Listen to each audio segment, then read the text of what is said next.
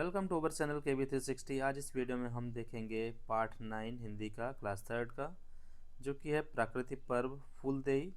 इसका जो लैट की वर्कशीट है इसको हम सॉल्व करेंगे। तो चलिए स्टार्ट करते हैं। जानकी किस वर्ष किस पर्व के लिए उत्साहित थी? होली के लिए, दिवाली के लिए, फूलदेई या मकर संक्रांति? तो फूलदेई पर्व के लिए उत्साहित थी। अगला प्रश्न है, फूलदेई पर्व मुख्यतः किस मौसम में मनाया जाता है? शीत ऋतु में, ग्रीष्म ऋतु में, बसंत ऋतु में या वर्षा ऋतु में? तो ये वसंत ऋतु में मनाया जाता है।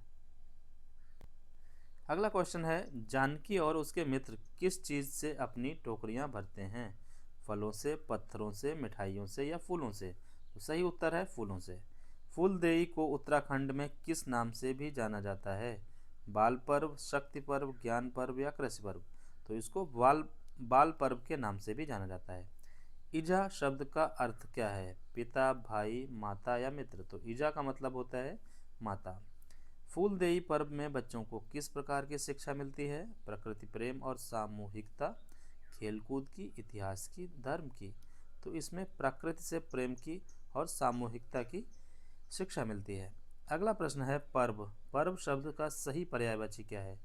पर्व का मतलब क्या होता है? समय होता है, गीत होता है, प्रेम होता है, त्यौहार होता है। तो पर्व का पर्यायवाची यह मतलब होता है त्यौहार। अगला प्रश्न है, जानकी उसके मित्रों के पास कौन कौन से फूल थे? गुलाब, कमल, गेंदे के फूल, बुरांस, फ्योली, सूरजमुखी, चंपा? तो उसके पास थे बुरांस और फ्योली के फूल थे। अगला है प्रकृति। प्रकृति शब्द में कितने वर्ण हैं? प्रकृति शब्द में वर्ण की संख्या बतानी है आपको। तो चलिए देखते हैं। प्रकृति में सबसे पहले पा आया, रा आया, ये वाला रा, एक ही पा, फिर का आया, फिर से रा आया, ये नीचे वाला, ठीक है, तो ये हो गया रा, फिर ता ये आया और छोटी की मात्रा यानी कि छोटी भी आएगी। तो 1 2 3 4 5 6 टोटल 6 वर्ण हैं। तो 6 ये रहा हमारा। आगे है, फूल शब्द किसका उदाहरण है? संज्ञा का, क्रिया का, सर्वनाम का, विशेषण का? तो फूल क्या है? एक नाम वाला शब्द है, तो वो हो गया हमारा संज्ञा। आगे है, फूलदेई किसका प्रतीक है? सौंदर्य का, ऋतु परिवर्तन का, उत्साह का, जन का? तो ये ऋतु परिवर्तन का प्रतीक है।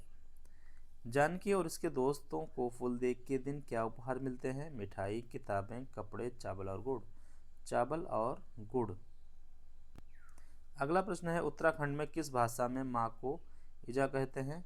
हिंदी में, उर्दू में, कुमाऊनी में या पंजाबी में? तो उत्तराखंड में कुमाऊनी भाषा होती है, तो इसमें बोलते हैं इसको माँ।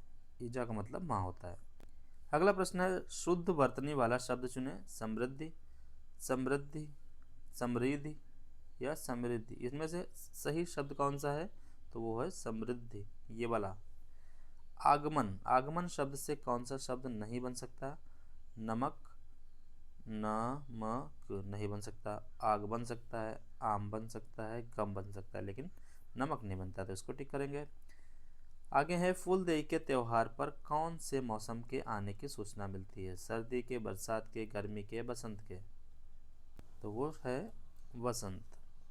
फूलदेई के दिन बच्चे किस प्रकार के गीत गाते हैं? भक्ति गीत, शोक गीत, प्रकृति गीत या युद्ध गीत? तो वो गाते हैं प्रकृति गीत। जानकी और उसके मित्रों की टोली को क्या कहा जाता है? बाराती, गुलदस्ता, भजन मंडली या फुलारी? तो उनको फुलारी बोलते हैं क्योंकि ये फूल लेकर आते हैं। आगे है, फूलदेई का पर्व किस विशेष रूप से किसके लिए होता है? वयस्कों के लिए, बुजुर्गों के लिए, बच्चों के लिए, शिक्षकों के लिए? तो ये बच्चों के लिए होता है। उत्तराखंड के लोग फूलदेई के दिन घर की दहलीज को किससे सजाते हैं? पानी से, गोबर मिट्टी से, रंगों से, फूलों से? तो वो सजाते हैं फूलों से। फिर आगे है, निम्नलिखित वाक्य की अशुद्धि पहचानिए। जानकी ने हेमा, गीता, राधा, वीर, गोविंद और मनोज को पुकारा। पूर्ण विराम इसमें है, लगा हुआ है। अल्प विराम नहीं लगा है, तो अल्प विराम, जैसे हेमा है, हेमा के बाद गीता, राधा, यहाँ पर क्या आना चाहिए था? यहाँ पर पूर्ण विराम आना चाहिए, लेकिन नहीं आया, तो ये हमारा अशुद्ध है, इसकी अल्प विराम नहीं है इसमें। आगे है, पढ़ें और सही उत्तर चुनें। फुलारी, फूलदेई, ईजा, फूलों के प्रकार। बुरांस और फ्योली क्या है? सबसे पहले ये फूलों के प्रकार हैं। ईजा क्या है? ईजा का मतलब माँ है। फूलदेई एक बाल पर्व है। फुलारी बच्चों की टोली को कहते हैं। तो इसमें से सबसे पहले हमारा वन से किसको मैच किया? वन से मैच किया घा। वन का घा कहाँ पर है? ये वाला है। तो ये हमारा सही हो जाएगा। फिर आगे देखते हैं, नीचे दिए गए शब्दों में से सही तुक वाले शब्द को चुनें। फूल फूलों नहीं है, बच्चा बच्चे नहीं है, छोटी मोटी, ये वाला सही है। फूलदेई पर्व का उद्देश्य क्या है? उपहार प्राप्त करना नहीं, भोजन बनाना नहीं, नृत्य करना नहीं, प्रकृति से जुड़ना, ये है इसका उद्देश्य। लास्ट क्वेश्चन है इस वर्कशीट का, जानकी और उसके मित्र किस दिशा में फूल चुनने गए थे?